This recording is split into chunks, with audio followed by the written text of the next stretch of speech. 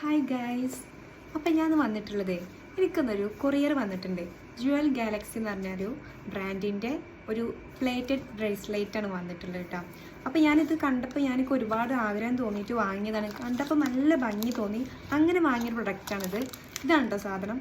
ഇതൊരു ബ്രേസ്ലെറ്റാണ്, ഇപ്പോൾ ട്രെൻഡിങ്ങിൽ വന്നുകൊണ്ടിരിക്കുന്ന ഒരു സാധനമാണിത്. അപ്പം നമുക്കൊന്ന് അൺബോക്സ് ചെയ്ത് നോക്കാം. ഈ സാധനം ക്വാളിറ്റിയൊക്കെ എങ്ങനെയുണ്ട് അറിയണ്ടേ.